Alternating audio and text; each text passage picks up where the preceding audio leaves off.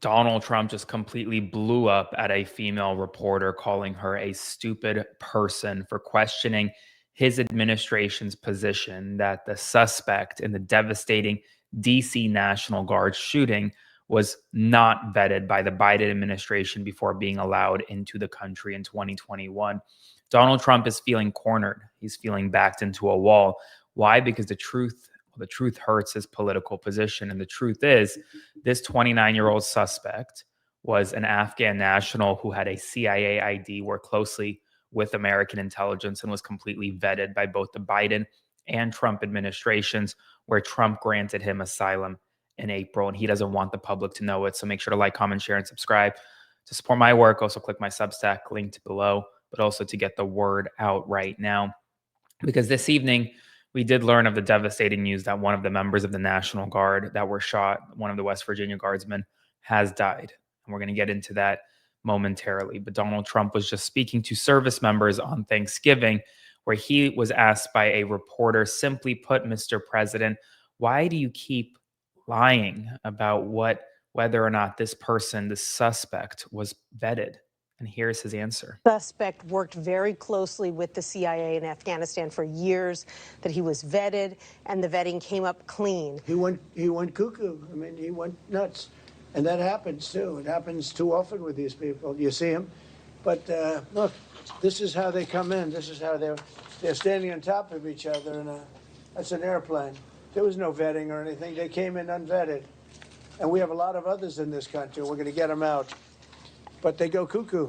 Something happens to them. Your DOJ IG just reported this year that there was thorough vetting by DHS and by the FBI of these Afghans who were brought into the U.S. So why do you blame the Biden administration for what this man did? Are you stupid?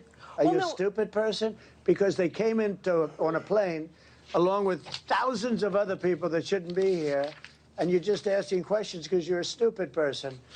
And there's a law passed that it's almost impossible not to get them out. You can't get them out once they come in. And they came in, and they were unvetted, they were unchecked, there were many of them, and they came in on big planes, and it was disgraceful. And if you look, you'll see there was a law passed. It makes it almost impossible not to let them in, not to certify them, so to speak, once they come in. And they came in, and they shouldn't have come in. And frankly, the whole thing was a mess. The whole Afghanistan situation was a mess. It should have never taken place.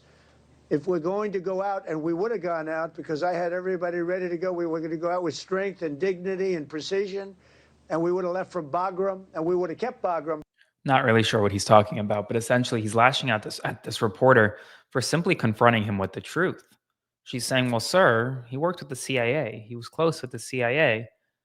And well, he was vetted. He was vetted by your administration. He was vetted by the Biden administration. And his response is, well, you're a stupid person. Remember when he called a reporter piggy? This is his next hurrah into attacking female reporters. Now, tonight we did learn, according to West Virginia Governor Patrick Morrisey, the horrific news that Specialist Sarah Beckstrom passed away from the injuries sustained during the horrific shooting. He says this is not the result we hoped for, but it is the result we all have feared. Sarah served with courage, extraordinary resolve, and an unwavering sense of duty to her state and to her nation. She answered the call to serve, stepped forward willingly, and carried out her mission with the strength and character that defined the very best of the West Virginia National Guard. Today, we honor her bravery and her sacrifice as we mourn the loss of a young woman who gave everything she had in defense of others. We will forever hold her family, her friends, and her fellow guardsmen in our prayers as they grieve what no family should ever have to bear. Here's the deal, folks. She should have never been in Washington, D.C. in the first place.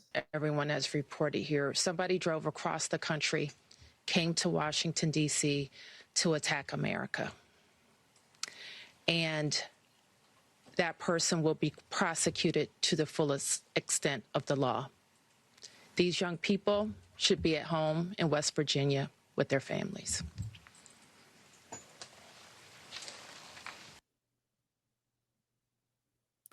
These young people should be at home in West Virginia with their families. As a DC resident, I could not agree more. Now, tonight during the interaction with reporters at Mar-a-Lago while he was talking to the United States Coast Guard and other branches of the military for Thanksgiving, Donald Trump continued to rant about Somalis and their alleged harm to the United States of America when asked, what the hell does this have to do with Somalia, sir?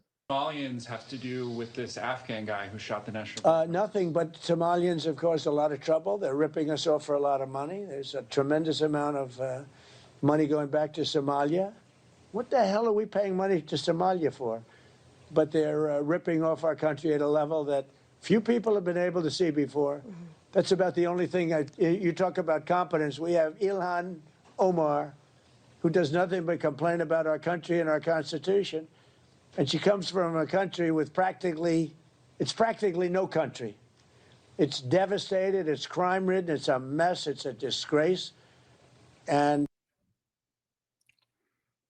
I mean, this is maybe why he doesn't do press conferences this late anymore, because no one really knows what he's talking about. Why is he going off and talking about Somalia and Somali people when in reality that has nothing to do with Afghanistan, with this 29-year-old Afghan man who literally worked side by side with United States intelligence since, I believe he was 15 years old, since 2011. It's a highly trained, highly specialized individual. And clearly the Trump administration really doesn't want you talking about that. And that's why this is how he ended the press conference tonight. thank you very much, everybody. Go ahead. Afghans, do you believe that about this asylum claim that is being floated? Of course, you just detailed that this suspect was flown in under the Biden administration. Yeah. But was he granted asylum under your administration? When it comes to asylum, when they're flown in, it's very hard to get them out. No matter how you want to do it, it's very hard to get them out. But we're going to be getting them all out now. Thank you very much. Thank you. Thank you, guys. Thank you, sir. Thank you, everybody. I'm Jessica Cartalia. You're watching President. Donald Trump abruptly ended his press conference because he kept getting questioned about, well, sir, why is your administration lying?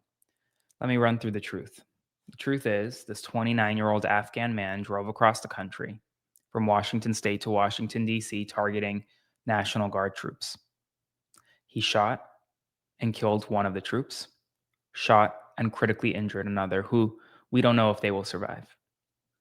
He was a CIA, essentially adjacent, worked with the CIA closely, had a CIA badge, was highly specialized, highly trained, highly vetted by the FBI and the Department of Homeland Security in 2021, 2024, and once again in April of 2025 when this administration granted him asylum.